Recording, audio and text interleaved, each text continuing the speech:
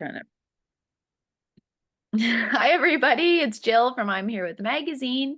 We have a leader of tomorrow in film and TV all the way in Vancouver today. Ty Javos, how are you today? I'm doing very well, Jill. Happy to be here. Thank you so much for taking your time out of your busy schedule of your new festival run movie. I am seeing things. I'm seeing you in green. I can't believe it.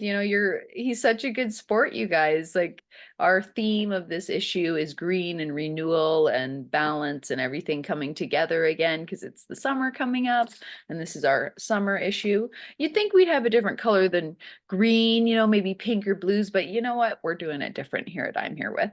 So he's sporting an awesome this jacket with like beautiful kind of like green flowers, and he's all the way in Vancouver, you guys, and made that effort. It shows me how dedicated the artists are to making it fun for the audience who's listening to them. So Ty has been like somebody that's on our radar for probably about 4 or 5 years, maybe two or three at least. But we've had a network out in Vancouver since we started the industry because we know that's where you got to go if you're going to make it big. So Ty is one of the people that is influencing people even in his own community by making his own projects. So the collaboration of this uh, project that you have now is a anthology of your works. So let's get into the how the screening went at Vancouver Short Film Festival that we got to share on Instagram as well. Yeah, it's just been a privilege to be able to show anyone this work because I think for a time there were doubts within myself whether I would be able to do that. And again, like a lot of these projects have come out of just finding myself in the world, whether that was kind of building and developing my own voice or, really just learning how to do these things. So for these projects to kind of get to a place where they're being watched either, locally here in BC or internationally through other film festivals, like I always consider that a privilege and a blessing because, we've been doing this, making films for quite some time. And, sometimes you have projects you think are going to do really well, and every film festival is just going to pick them up. And, after the 10th or 20th submission and you're not getting anything, you start to have those doubts creep in as to whether you did something wrong or whether your project is worthy of being shown or, any of the um, just imposter syndrome that we struggle with as artists. So I think being able to kind of show this to, such a diverse crowd here in Vancouver and, hopefully down the road have some screenings in Calgary. Has Yes. been great Oh, so far. yes. And I think, these projects in particular have been really special for me because although they were developed very separately, there Mhm. is kind of an underlying theme for each one of them. So what is your message in your art that you like to put out? I know some people, right? You can't always choose the view that's created after you have an arsenal of work, right? Because as we know, you guys for the podcast, Ty is a very good looking gentleman. So he takes care of him. He laughs. He's like, but we know. But he's, really clean shaven. He takes care of himself. He's one of the people that's like going for it in the industry that like has it from the outside to the in. So I feel kind of like when you have worked really hard to develop and you're like, okay, I'm ready, it's not just about being beautiful. It's not just about having the connection. It really is everything together. Because even for you, bringing people together to get them to do the vision that you had or to be a part of their project, to be, integrated in what their dream is for you to act that out or helping behind the scenes. What is that like for you? Like, is that the part that you enjoy doing the most? Or are you like, what kind of artist are you? Like, is it the collaboration that makes it something for you that keeps you doing this, or is it just like the pure acting within yourself? And like you said, finding yourself. I think it's a great segue to talk about that for other people down the after this. So yeah, let's know what's your style of how you do your art? What motivates that? Yeah, thanks for saying that. Again, looks only go so far, and I'm someone who never wanted anything handed to me based on that. Like I've always been about doing the work, and at the end of the day, Mhm. that's kind of why I do what I do. Like I love the craft of writing, of acting, of filmmaking.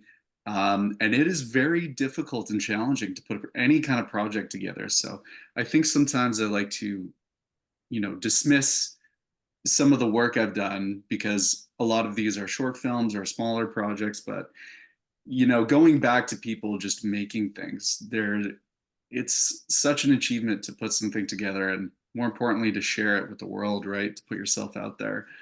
Um, so again, I love the act of just creating something. I love telling stories. I love sharing my personal experience. And again, most of these films have kind of come out of lived experience with, recovery, addiction, mental health, um, feeling isolated, feeling like I don't really belong in the world and trying to find my place in it through my artistic means. Um, again, a lot of these projects start very solitary, right? Like I firmly believe everything starts with the story and the script. And if you're able to get to a place where you get to be collaborative, filmmaking is such a team sport that I don't think I'd be able to do half of what I've done so far without the people behind me.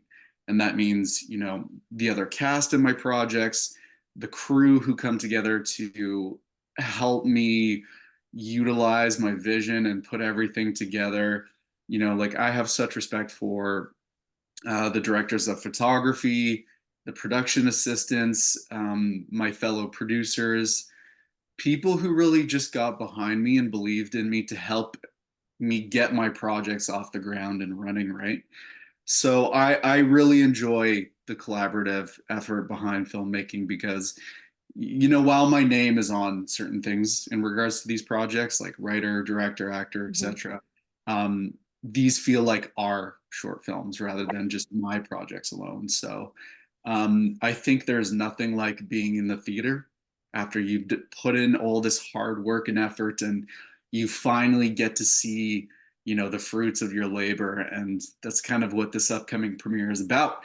It's about community and it's about the people who helped me get to where I am today and to really just be able to celebrate all the blood, sweat, and tears we put into these projects. Yeah, I see that with you. You're a very serious artist. I see that very much so.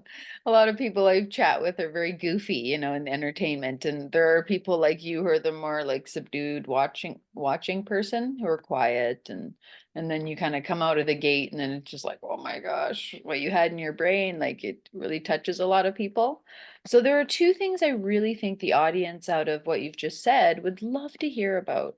So let's go through like your journey and chat about that. So then the audience is going to understand, like, well, how is it that somebody even gets started?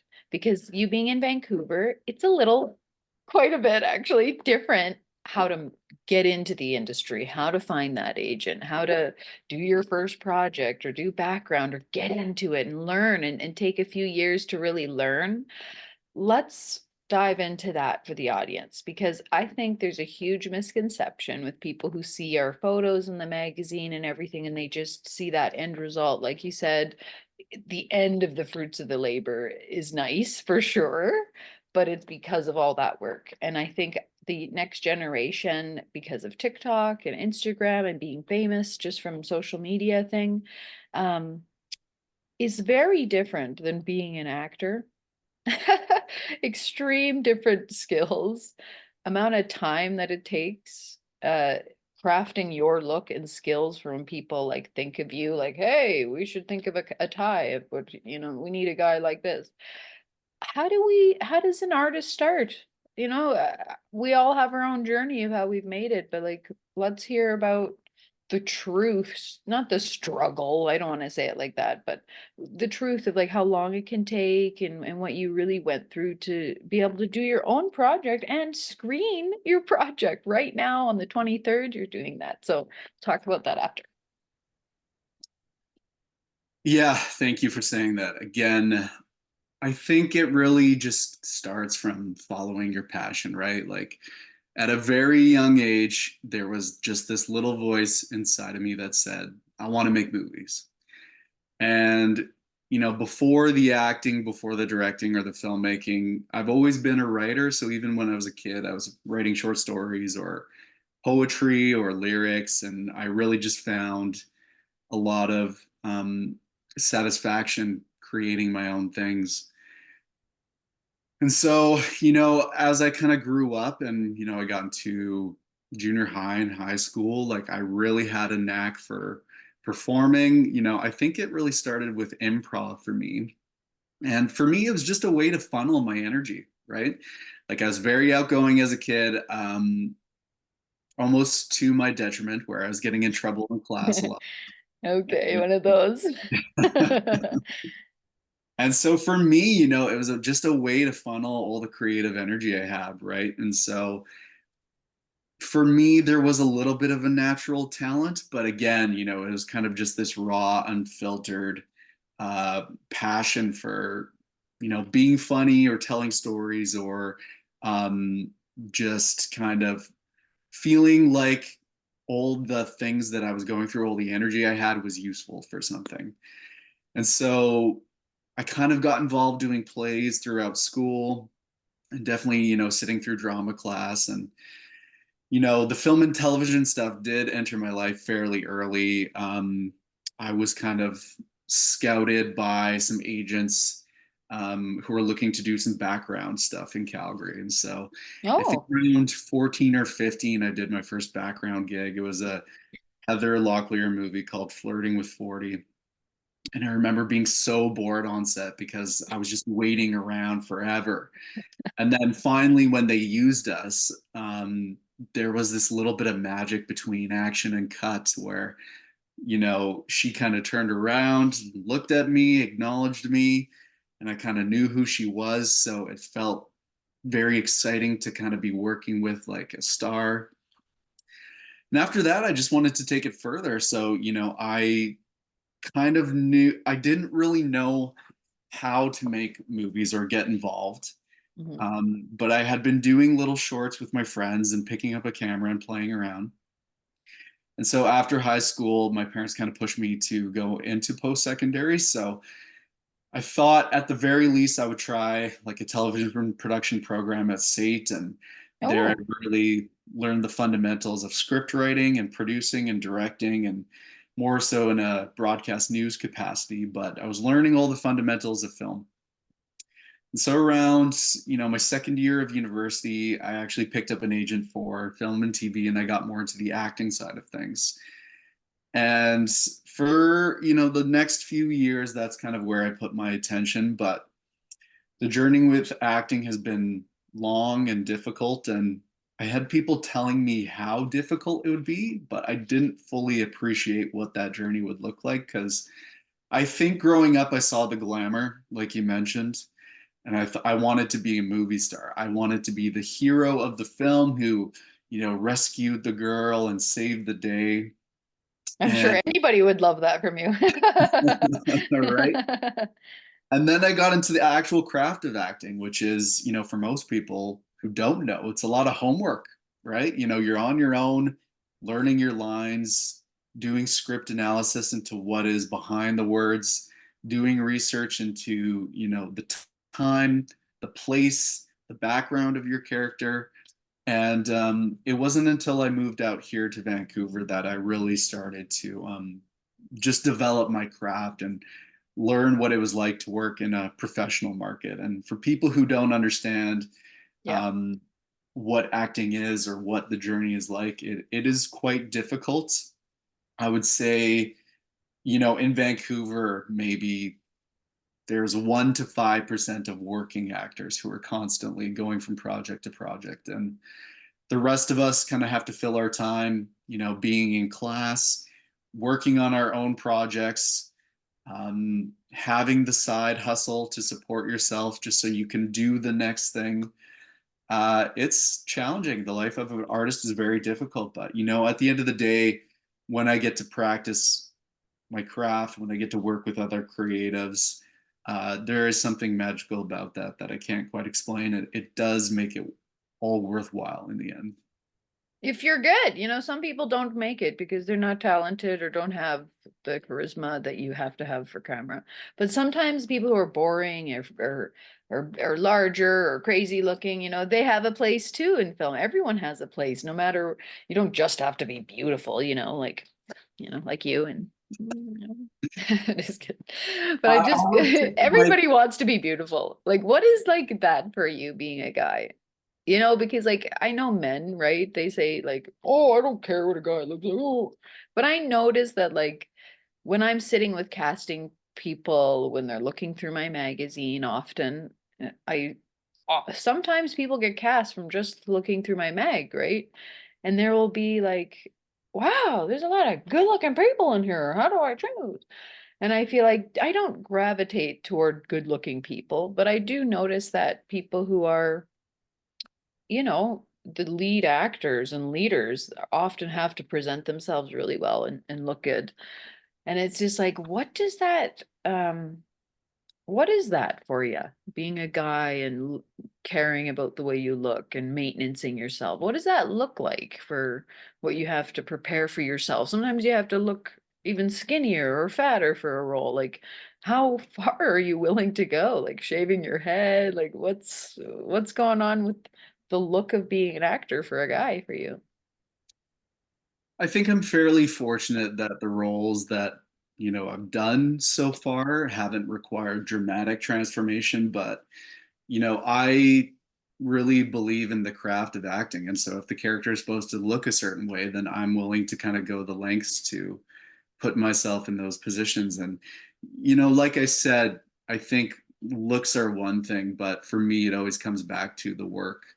I think some actors might be able to get away looking good and saying a few lines, but the people that I've always respected, the method actors, uh, people who really kind of immerse themselves in the role and are willing to undergo those physical transformations, or are even willing to just not look good on camera. Mhm. I would always rather be um, respected for my work than appreciated for what I look on the outside. Because again, I feel like beauty is really only skin deep. And, for me, outside of the world of acting, it's more just about taking care of myself. And I think, with having my struggles of kind of mental health and addiction, um, just taking care of myself as good hygiene, exercise, diet, these come as necessities to take care of my mental health. Like when I'm not feeling good, when I'm not confident, when something's going on for me, like a lot of these things tend to slip. And so it takes a lot of focus and energy to, make sure I'm getting out to the gym, taking time to make good meals for myself. Like these are things Mhm. that don't come easy for me. Like I really have to put a lot of attention Yep. and energy into taking care of myself. And Do you so do you find that I find that being a good actor means that you know yourself, you can see how other people perceive yourself, and you can transcend kind of the vibe that you're giving out, right? Because everybody shows up like you and me, we're showing up, hey, this is me. Hey. But if we're acting, right, we're having to embody something different.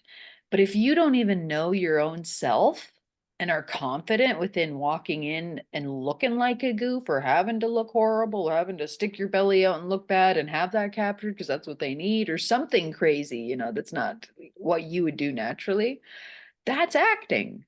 So if people aren't willing to like understand what you've just said, then maybe it's not for them. because some people don't want to go through all that. And I think sometimes it's important that people like you really share the truth of what that takes, because the skills of any job, right? When you're applying, like teenagers who are listening or going, thinking they want to do this, because we have a lot of young people that listen to our stuff too and ask me, how do I make it? And I feel kind of like the skills of being an actor is very important, that you want to do that. Just being on TV isn't the game of what acting is. So I'm really glad you shared some of that stuff. You know, it means that you've done the work and all of that. Anyways, let's talk about mental health and the truth of that, okay? Because when you are going to an audition and you get a weird look, or you're in that position of literally being judged for a job, um, how the heck do you land a job when you're feeling insecure that day? When you're, you walk in the room and there's 10 other guys that look just as good as you, maybe even better with more experience. So mental health is a huge part in actors and film and TV, because the way you show up, the way you make people feel when you're with them is sometimes the way they're going to treat you, in the end, even if you're new and you're feeling like, oh, they can feel that. So how does mental health have a huge impact on what you're doing in your career, and how do you deal with it for real? Like, not step by step or anything, but what gets you out of that funk and keep your motivation to just get back into your body and go, okay, let's try again. It didn't work before. Or if it did work, maybe. It is a huge piece of the puzzle. Mm. Like I mentioned, this is a very challenging career to try to embark on. And, again, I'm not someone who does things perfectly, but, I am someone who has the awareness of having to take care of my mental health just a little bit more than I feel most people are. So for me, it really comes down to the foundations of taking care of yourself, like I mentioned. So, diet is a huge part of it, making sure you're getting exercise and, just sleep. I know some people, it's kind of Mm. like all the boring things that you hear about in health class or something like that, where it's like diet, exercise, sleep, drink water. But I mean, it's so funny how these very simple things, when ignored, can really creep up and bite you in the ass. But aside from, what I can do physically for myself, community is so important because, if I wasn't able to rely on other actors, other filmmakers, other artists who kind of understand what the struggle is in pursuing these things, um, I'm not sure if I would be where I am today. You know what I mean? Mm. Because I really need the pick me up that other artists can provide. And it's more just an Mm. understanding, you know, You get motivation from everyone else being into it too. And okay, good. Yeah, yeah. That's good to hear that. people who can just be on the journey with you because I do believe that the people who are passionate, the people who work really hard, and the people who really want this, it does come eventually. It might not take as long as, it might take longer than you think it will, but there is a place for everyone in this industry. I do believe. That being said, at the very end of the day, the quickest fix for me to kind of get out of myself, get out of my head, is to give back. And I try to be of service to different communities, whether that's working with other recovering addicts or, trying to volunteer where I can. Even just something as simple as picking up the phone and checking in on a friend, because when you're not thinking about yourself, you tend to feel just a little bit lighter. And, that's something that's taken me a very long time to learn in my Mm. path. But, you know, kind of putting yourself out there and being there for others, I think is just monumental for keeping your mental health in check because it really is the quickest fix to not only take an interest in other people, but to look at all the things that you do have to be grateful for in your life because Yeah, that's a good things one. might not be quite where I want them to be, but at the end of the day, if I look on Where you were everything 10 years ago. Yeah. You're sitting with exactly, us now. Yeah, there you go, you guys. Getting interviewed about being a leader of tomorrow in Canada. Look at that. there you Uh, go. So it's There going you go, quickly. guys. It takes a while to get there, guys. I know. And but each relationship that you do build being on set, well, sometimes they're the ones that call you for the big break actually and say, "Hey, I finally making my movie. Now it's coming out." Like, think of all the people that you worked with on your projects. And then when you announced you were that person saying, "Hey, guess what? I'm doing a screening." Oh my God. Like, you made people's lives exciting and go, "What? All that work it was meant to be. Oh, that was so long ago. Oh, it was a year ago. What the heck?" And that is the excitement of community right there when you succeed together. And so I was really excited to see you being at the Vancouver Short Film Festival recently. And like I just your video, you guys, we posted it on our Instagram already. And like you're just like, "Hey everybody," and like you're hosting your announcing your screening. And I just thought like, wow, you're really good at hosting. Like really good at getting the crowd going. It was a very short clip, right? But I can see through things very easily. And it looked like it was a really fun adventure for everybody who was a part of that. So I was going to ask you, like, who are some of the people you want to shout out to that were in your film, your short films? Who are your best friends that you work with? Like, do you want to talk about who's your crew and your team that you go to? Oh, What production absolutely. companies you got to work with? Yeah. Yeah, absolutely. God, it's such a long list, but so many Okay, let's people. talk about what the short and the project and the Yeah, people that were part of that, maybe. absolutely. So again, on the 23rd, there'll be 6 short films that will be shown. Wow. Again, different crews for every project, so I'm gonna do my best to really remember who the key group was. This is gonna be hard. Okay, well, just a few of them then. That's okay. The Yeah. ones you've worked with the longest, maybe. I got to give a shout out to my biggest partner in crime, Mark Riddle. He's back in Calgary. Actually, he's a astonishingly good filmmaker, not just a director of photography, a director, a editor, someone who knows the technical craft of filmmaking inside and out. I got to give a shout out to my composer who did the score for my last 3 films. His name is Taylor Odishaw. He goes by Fake James in Calgary. Um, Hugely inspiring artist to me. He's a indie performer. You can catch him at various venues around Calgary. He just had a huge show a few weeks ago. Um, I got to give a shout out to some of my producers. We have Ella May, Sal Lara, Marie Picard. Big shout out to my cast and crew. We have Zakiah Dumansky, Eric Kelsey, Alessandro Pekin. Um, God, I could just keep going on, but I'm drawing a blank right now. That's Uh, okay. That sounds like a lot of people. And are they all coming to the premieres? most of who I mentioned, yeah. Just Mark, unfortunately, will be in Calgary. Yeah. Trying to get him out. You So have to have a hopefully, premiere in Calgary. It sounds like that's definitely coming up for you. I think so as well. We've been looking at the Globe to book a screening, and The Globe is closed. I was about to say, but make sure you try the Palace Theater because that's the Alice. go-to place now because the Globe is, I think it's not closed right now, but yeah, it's closing. Very sad for Calgary. It's like, what? That is very sad. I've Yeah. had a few premieres there myself, so it's definitely a great venue, and Yeah. that's glad to hear. Yeah. Thank you. Yeah. Or the Cardell Theater, that's a place, or like the State Theaters, any of the theaters, but I think in Calgary, the Palace Theater is like the new place to go. Cool. Yeah. Good. To see. If you do as premier, I'll help you. I'll be there for you.